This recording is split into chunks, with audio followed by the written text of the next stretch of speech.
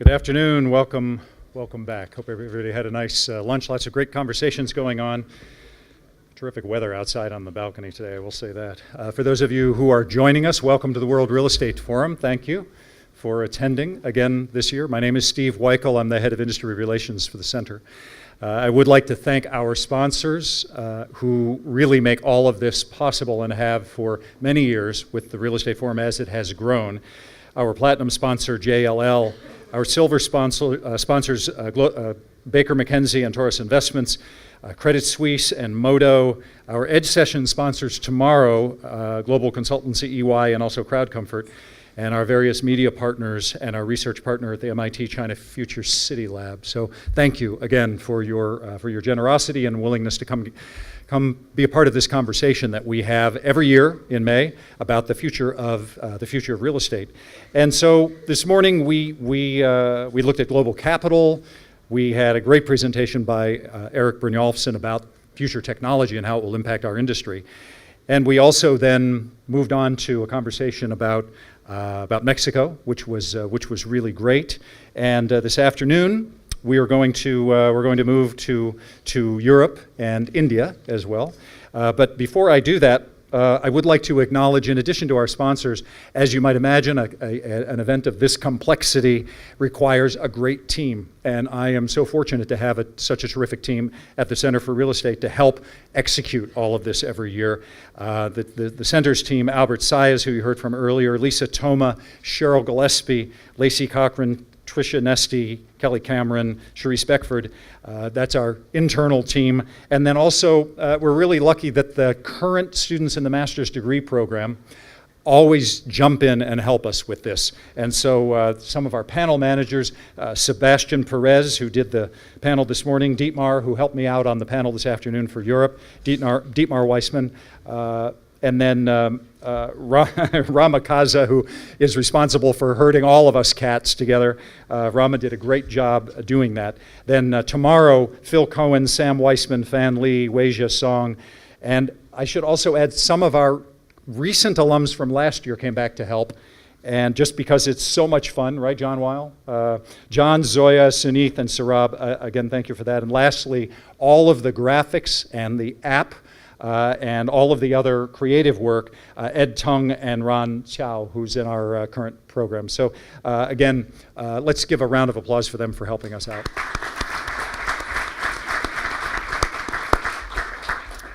That was a long list, but it's a big event, so thank you. Before we start the afternoon program, I'm glad to introduce to you one of my colleagues at the Center for Real Estate, Kelly Cameron, who's the Career Development Officer for the center. Kelly joined the center in 2016 and has launched since then a number of exciting programs on behalf of our interaction with industry, career guidance, and the relationships that we make on behalf of our existing student body, the 1,100 alums that Albert mentioned, and also our students every year. And just speaking as an alum of the program, this is a terrific resource to have at the center. And so Kelly's going to tell us just a little bit more about that, and then I'll be right back. Thank you. I am worthy of applause upon an introduction.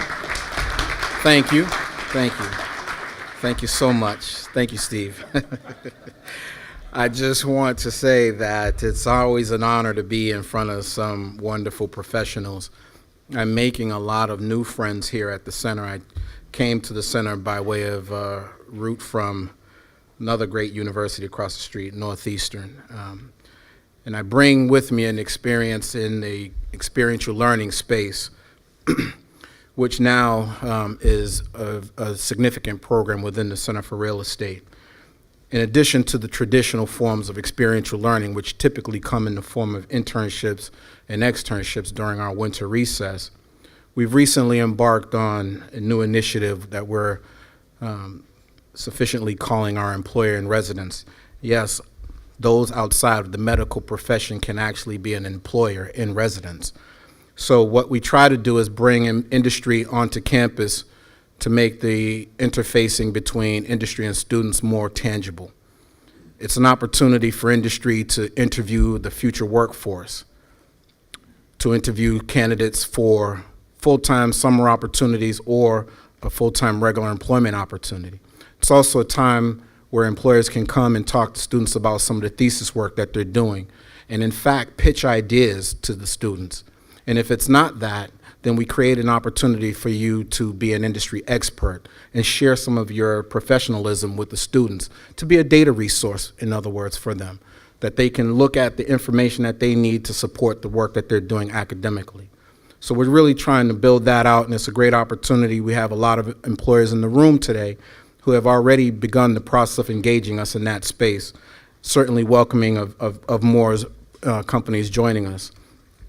Outside, I'm sure you've seen these on the table, is a snapshot of the Center for Real Estate in terms of what we're offering. More significantly about our academic program, we are a university, so we do issue degrees, a degree. But aside from that, we have different types of engagement, and Steve heads up our employer relations, so if there's an opportunity for you to partner, you should talk to him about that. But I really advocate on behalf of the students, and I really want to connect them to industry. That's something that I'm extremely passionate about. I welcome an opportunity to talk with more of you, to talk about how we can be a resource for you, be it in the full-time employment space, the summer internship space, or bringing you to campus as an industry expert. Thank you so much. Have cards out there, and look forward to having conversations with many of you. My other task today is to introduce someone that I actually had the pleasure of researching myself. I work at this university, and I'm always surprised by some of the things that people are doing here when I look into their backgrounds a little bit. I have the task of introducing a gentleman by the name of Ira Winder. Now, Ira's a double, I don't know if they're called double beavers or what they're called. Our mascot is a beaver. That's why I say that, for those who don't know. But Ira Winder is an undergrad, completed his undergraduate studies here in art design, as well as a master in city planning with a specialty in city design and development. At present, Ira is a research scientist in the MIT Media Lab in this very building, where he develops novel system simulation tools to solve meaningful problems at the convergence of society and technology.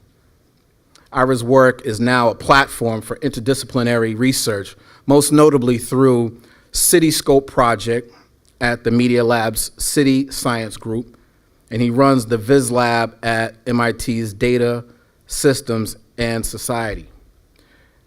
Now, I talked to Ira earlier today, and I said to him, I said, you know, you gotta be doing some really cool stuff because MIT issued him a URL.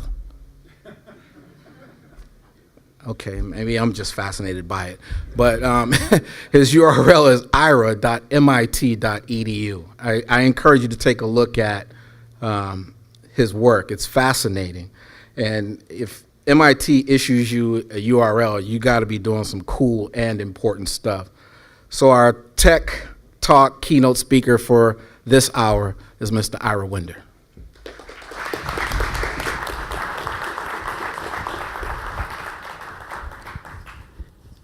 Good afternoon, folks, and thank you for the warm introduction that gave away my history.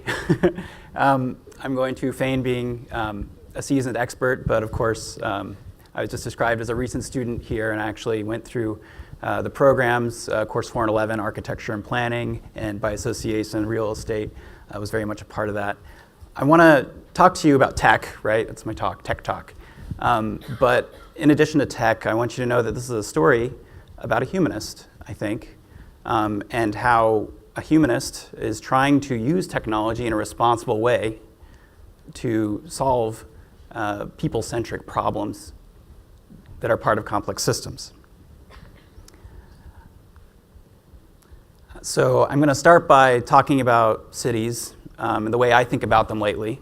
And I know that cities mean different things for everyone. They could be buildings, traffic, people, trees. For me, I think of a city as a complex interaction between human machines and the environment. And we call this a sociotechnical system in the jargon.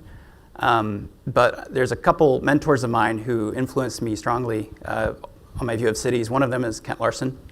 And a quote that he said that stuck with me strongly is that cities are for people, not technology. This is a funny thing to come from technologists, right? But it kind of hit me to my core. Another mentor of mine is Ollie DeWeck, He's actually in the Aero-Astro department at MIT. He designs mission plans for satellites and rockets and things like this. And he told me that the only thing harder than launching a rocket is designing a city. And he was fortunate that through his expertise in designing complex projects and technology, he actually used those tools to start looking at cities. And actually studying his work has heavily influenced my work as well. The language that we use to talk about sociotechnical systems is the systems model. It's a physical or mathematical representation of these concepts. It could be literally Lego blocks. We see these models all the time, physical models. In real estate, we have to build physical miniature representations to buy in stakeholders and show people what we want. We also have to build digital simulations, digital twins of our systems to try and prove that they work in advance of implementing them. But before I go into the tech, I want to talk a little bit more about where I came from. That's traditional architecture, traditional planning. It was a thrilling, very qualitative social process. And one might call it analog at times. But it was because it was purely human-based, it was very adaptive, and the spirit of it was very open. And that's something that I've never forgotten. The tricky part, though, is that it's tough to bring people on board with model-based thinking, especially these larger groups of non-expert stakeholders. So when I went back to MIT for the second time, I came back with a fascination in, I suppose you can call it AI planning now. Back then we called it parametric design. But the idea is that using rule-based models to help us infer how cities might be built or how density might be allocated based on reasonable assumptions. And this was a very fun, thrilling thing for me, younger me, because it was solo, it was digital, lots of late nights drinking coffee. It was very precise, but it was an inherently closed experience. It's very hard to build these models with other people and also share them with other people. An example of how we could use this was a workshop I did actually in China, in Shanghai. We had this island site. And we did step one. We turned it into a model of our understanding of the system, important artifacts, buildings, parks, mobility hubs, things like that. We converted that into a data type. We fed that into a model, a simulation, that would allow us to then distribute, say, a constant population of 5,000 people across this island. And we could tweak the parameters of this model. In this solution, we had a moderate demand for waterfront, assume something that could be reasonable, but what if the people in this area had a very high demand or valued waterfront more? We could actually distribute the density to optimize for that utility. So this is one of those first examples, and there are infinite solutions to this model. I'm just showing you two, but this is very powerful. So it was very fun, exclusive. My next mission was to figure out how do I empower these non-expert stakeholders from my past to work with this model-based thinking that I've learned. And that's when I was fortunate to, right after school, come to work at the Media Lab in this building, where I could develop some new tools and methods for doing planning and problem solving around complex systems. And we use this through what is called the human in the loop model. So it is a model that requires humans to be solved. Humans other than the coder, me, the actual stakeholders. And some of the first experiments we did were very low tech, just Lego. And we had these 4 groups with the exact same site condition, a square kilometer, and the exact same bag of Lego bricks, the quantities of which had different meanings, yellow for retail, black for residential, et cetera. And they had to, using their own values, create different cities.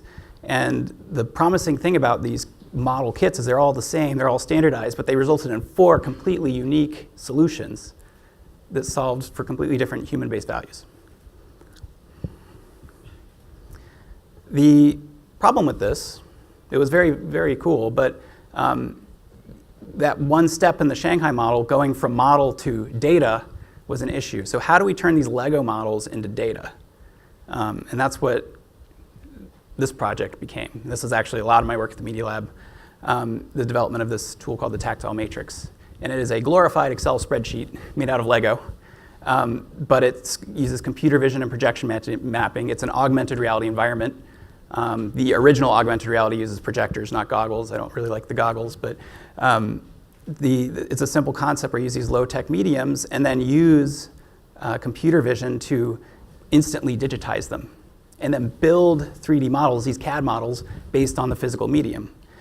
So this work is very much informed by other projects in the lab, Hiroshi Ishii's tangible interfaces, things like that, but it's very much an application that's designed for city planning. And these models are linked to real-time simulations as well, so we can do things like calculate walkability or jobs access in real time on these models to show the stakeholders these relationships and help build their intuition.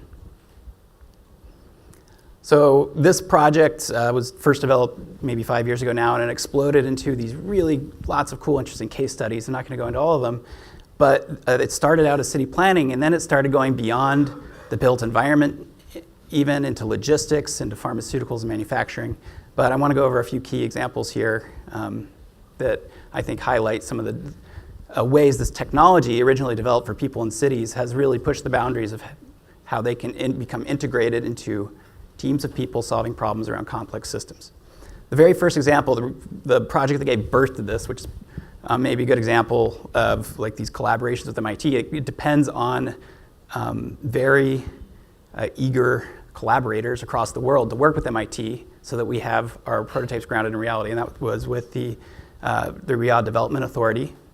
And we developed this system and actually tested it with actual planners in Riyadh over numerous exercises so we could collect data and publish research on this. So we designed the system with them in mind and used it to inform further iterations. This particular model optimized for daylighting, energy, and walkability. The cool thing about these models is they're collecting data on the people using them, so we can learn about how people solve problems. One of my favorite examples is working with students in other universities. In Hamburg, we actually traveled over there and did a workshop to build their own tactile matrix from scratch. So I went over there for a week with a suitcase of Lego and some projectors. And the first thing we did was do a lot of building, and then there was this big reveal at the end where we set up this tangible environment that was augmented with the projector and could do computation. So we did a week building exercise, another week of teaching them to code. And then we told them when we were done, by the way, this is all open source. You can have it. You can do whatever you want with it. And we went from there. So the first result of that workshop was presenting at this conference. It was actually a tech conference, and we were the only planning school at that tech conference, which is very fascinating. And I think it put a lot of pride in these students, who aren't usually accepted as tech people. And right away, they started hacking it for their own needs, their own values. This is a noise map of traffic. So before then, we'd never developed a version of the model that considered noise from traffic on the site.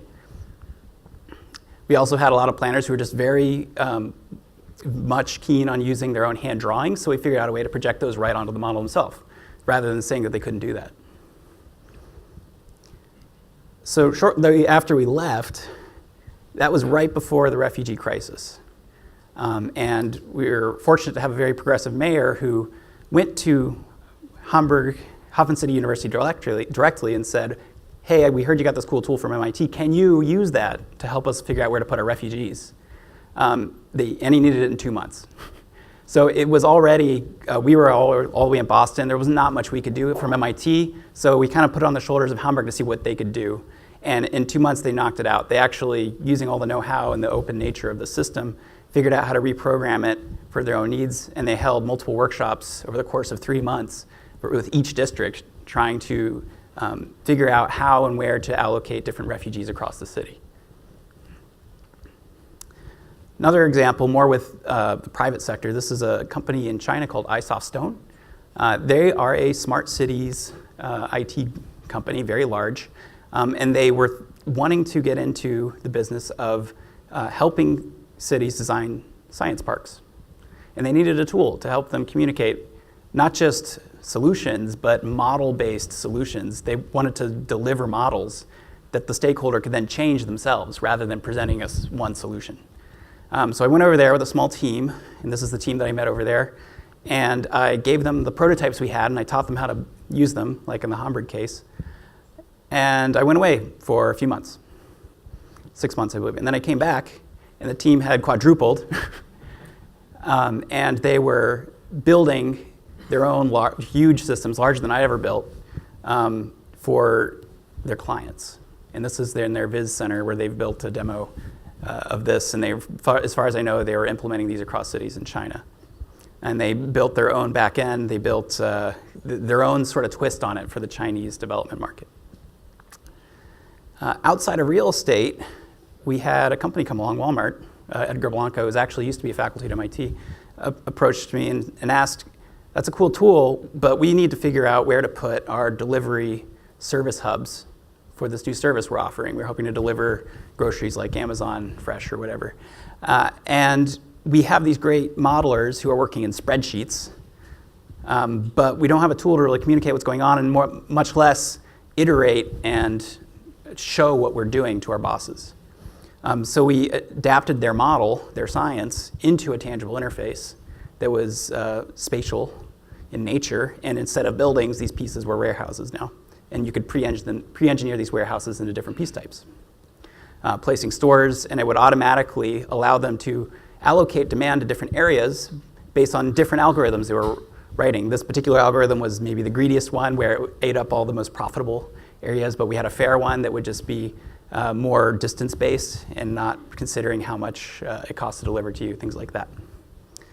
Before we built this model, this is kind of what they gave us. There's lots of smart people out there, in all your companies probably, with these beautiful spreadsheets that only they know how they work, or maybe a few people. And it was an interesting project, and a lot of them are where we're just unleashing these models trapped in people's minds. Same with GSK, actually, where we started designing factories. And this was interesting in that we were, over 20 years, this is a time-based problem where we had to create a game where you could allocate manufacturing capacity dynamically across 2 sites over time and try to maximize a simulated version of your output, your quality, things like that. And then furthermore, this was instrumented so that we could actually test it with the teams. There was much more emphasis on quality of the model and beta testing with users. What you're seeing now is 6 different teams playing this game and getting 6 very different results. So that our researchers now, we actually have graduate students who are using this data for their thesis to examine how each team behaved and why, and how different strategies result in different solutions to the same game.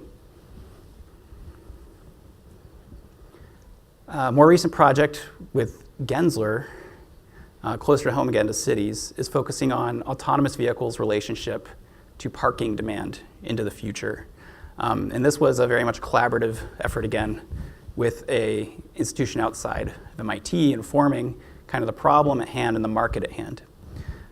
So it started with an understanding that there's sort of 4 fundamentally different vehicle types that are going to happen from now and into the future as you transition from person drivers to autonomous drivers in one axis, and then private ownership and shared ownership to another axis.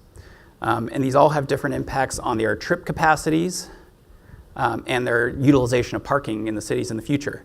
Another problem is these 4 areas, it's not like we're going to shift to one quadrant and that'll be the solution for the cities. It's actually going to be a mix of all 4 of these uses at any point in time. And so there are infinite possible solutions. This is why AV debates always erupt into chaos, because we know the extreme bounds of the situation, kind of, but we don't really know where it's going. It could be really good, it could be really bad as far as the demand on trips and parking in the future. What this tool does is, rather than say up front, this is what we think will happen in the future, it provides the parameters as flexible inputs that you can argue about. So again, human in the loop. This model doesn't work unless there's a human there to argue about what the assumptions are and if they're valid or not. Similarly, we're asking people to use this tool and figure out what they think is a reasonable future for parking if nothing happens, or what is the future they want to see. And it would help them export and communicate those ideas to groups themselves. So of course we used Boston as our initial case city, and we're hoping to expand this across lots of cities using open data. This all uses open data and parking infrastructure data that's usually freely available, and the algorithms themselves are what's the special sauce. Another type of vehicle you've probably heard about, these flying helicopters for people that are autonomous in nature. They operate like drones, but for people. And there's a lot of companies out there, Airbus included, thinking about how these can hop around and serve people across cities.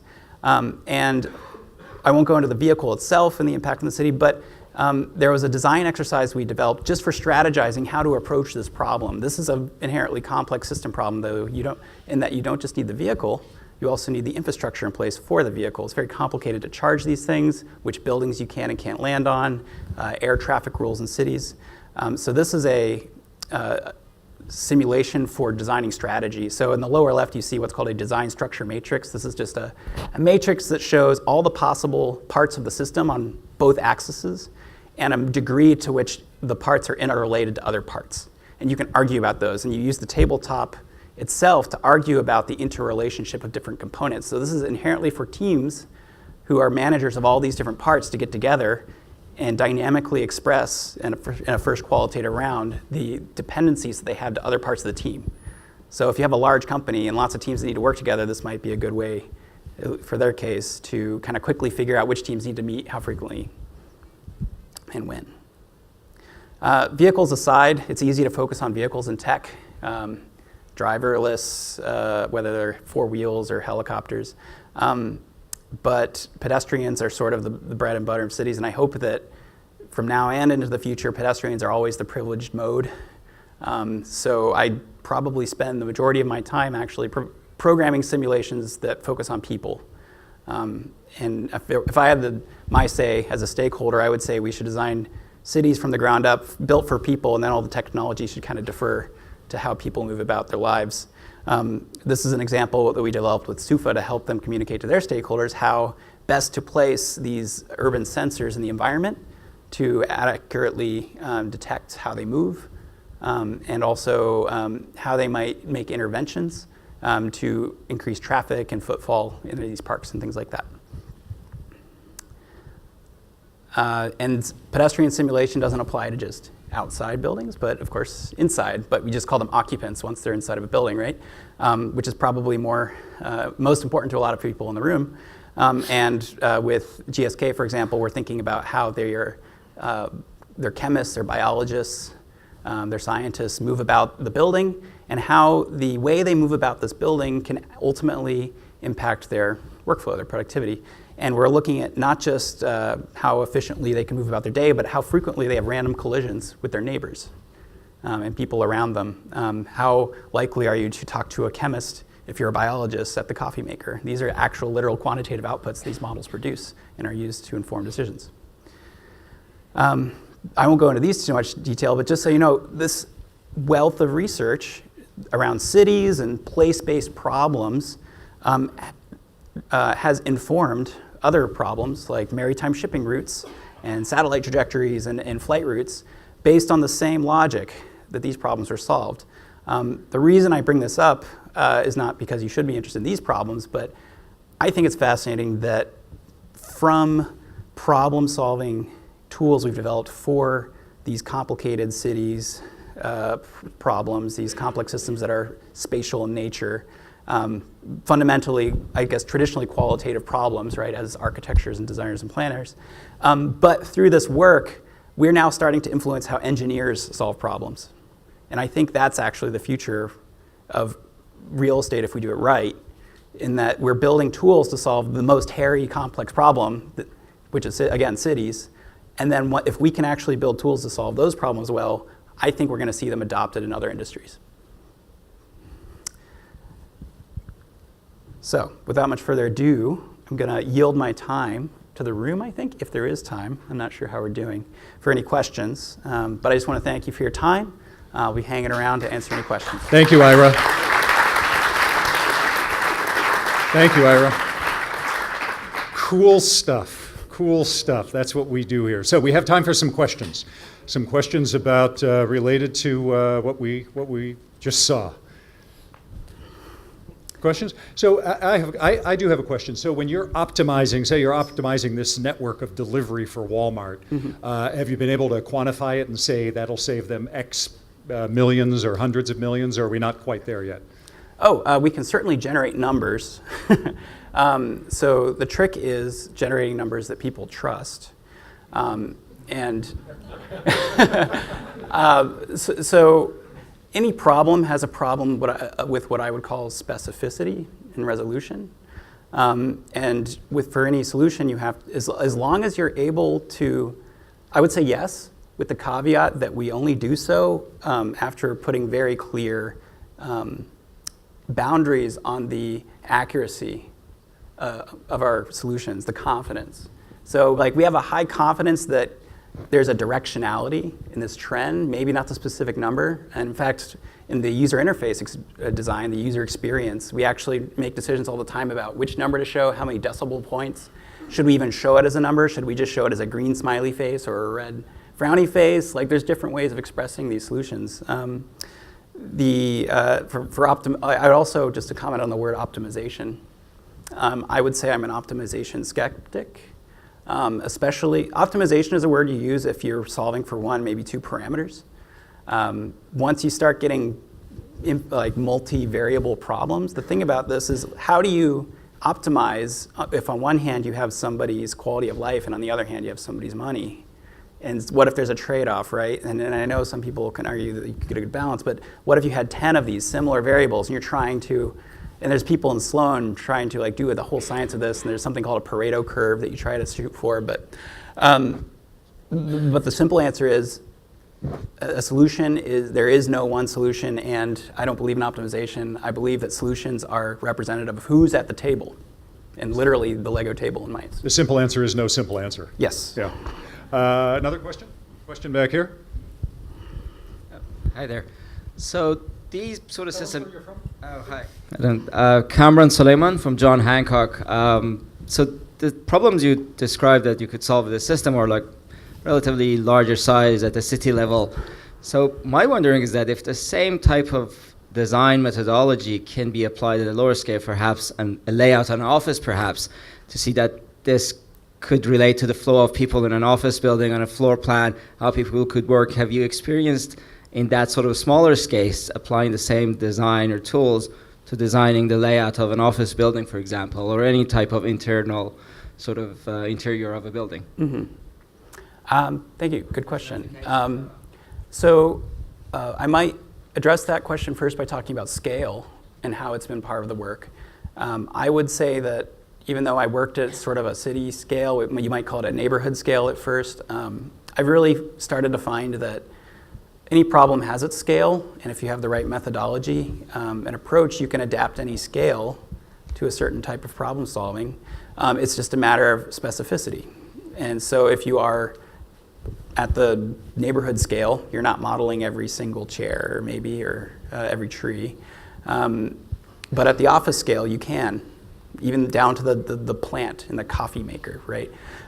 So the smallest scale I've done, to answer your question, was one of those last examples I showed with GSK, where we actually built a Lego tabletop of an entire floor plate of a lab that they're renovating, and the Lego pieces represented mundane things like conference table, work desk, kitchen space. So that's sort of the resolution we were working with in that instance. And we were populating the office population. We knew that we had to fit, say, 200 people in here, and we were assuming, given those 200 people and these desks that were open, what is the probabilistic distribution for them to like sit somewhere and go somewhere throughout their day based on their needs and their job. So that was the small scale I worked with. Great, thank you. Other questions? We have a question back here from Rosemary Feenan. There we go, Rosemary. Thanks very much, Rosemary Feenan Quadrille. I'm just a related question, but about the autonomous vehicles, because the standard response is, yes, we don't need car parks, but did your modeling say anything about the spatial change in terms of road layouts and infrastructure that we might need to be thinking about for the future when hopefully most are shared autonomous vehicles? Yeah, that's a great question. Simply no, that model I showed you did not. The reason for that is because parking was the fundamental output that we're working towards. I might mention there was a side comment. In that analysis, the autonomy of the vehicles didn't matter so much, by the way, as the shared nature of the vehicles, which hugely overwhelmed the autonomous factor. So we credit AV vehicles a lot with reducing parking, but it's actually the sharing. However, to your point, road design does matter, even though that model didn't capture it. And that's a statement to models themselves. All models are biased, and that one was biased because it didn't include road nature. My undergraduate thesis was actually on complete streets design and WUNERF. And actually, there was a time in my life back in the day where I thought I wanted to be an architect of everything except buildings, so everything in between them. And that was a wonderful phase that taught me a lot. But that's a bit a hairier problem to model, but we should be modeling it. And that should be part of a larger comprehensive model on the impact of autonomous vehicles, yes. One more question. Ahmet Kayhan Raiden. The question is that what you have done is amazing in terms of like revolutionary impact on the thinking of either architects or municipalities, governors, investors. But I would like to learn more about your working model. How do you engage yourself with the projects? Is it like more is a consultancy model, then you bring the technology? And are you planning to create a product around it that you can buy around as a SaaS or whatever? I'm like, scale it up, basically. Great question. Are we going to lose you to startup land? I've open sourced all this work.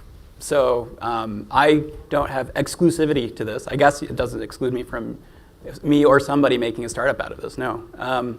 The traditional way this works, and I think this is a successful model, and I was talking about this earlier as well as somebody, the best relationships I've seen are the ones like Hamburg or like China, where I, as an academic or a researcher, work directly with a company. And there's this mutually beneficial relationship. One, I get to learn what the real world problems are because I'm cooped up in a lab.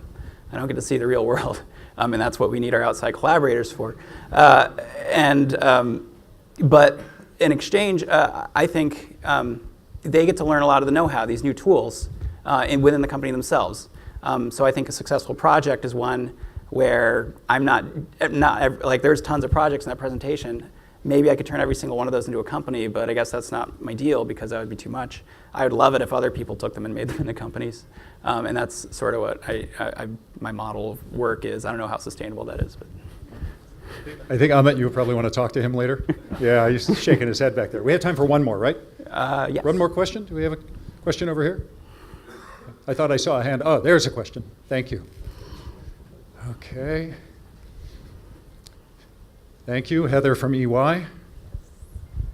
Just really quickly thinking about things like air rights. So when you're building, do you look at things like that? Or maybe, I don't even know if there's anything about digging underground, but obviously, in cities where there's a huge premium and you're looking at these loops, how do you factor in air rights? Mm-hmm. Good question. Air rights, I suppose I would think about that abstractly as just a part of zoning in general. We've built versions of a model where built into the site design, it's not just a big open sandbox. We've actually programmed the zoning restrictions into the model. And that's an example I didn't show, but we actually did an example of this in nearby Kendall Square, where if you place certain building types in certain locations on the site, the model would yell at you. It would let you put it there, but it would say, by the way, though, like you can't build something that tall on that corner. You have too much retail compared to your other land uses, so your ratio is wrong according to the zoning, things like that. So we can definitely put flags that detect when you are and aren't accommodating the zoning. I guess we made a deliberate choice to still let people do that because there's variances to zoning, as we all know, and they might have a good argument for that. Air rights in particular, I guess the tabletop itself, there's an issue of three-dimensionality to some extent. I would just encourage you to think beyond the Lego table for different dimensions of problems, 3D, 4D problems. But for any problem of n dimensions, there's a way to build a model for it, in my experience. Great. Ira, thank you so much for this informative presentation. Thank you. Yeah, it's great. Wow, that was pretty interesting stuff. Thank you, Ira. So that just gives you a flavor of what the EDGE sessions are like tomorrow. The EDGE sessions are day 2 of the World Real Estate Forum, and that's where we really take a look at a lot of these topics around technology and innovation and data. And we'll probably see our old friend blockchain show up again. Avi Spielman's here. So that's really the chance to speak with our researchers and faculty and learn a lot about what we're working on a day-to-day basis.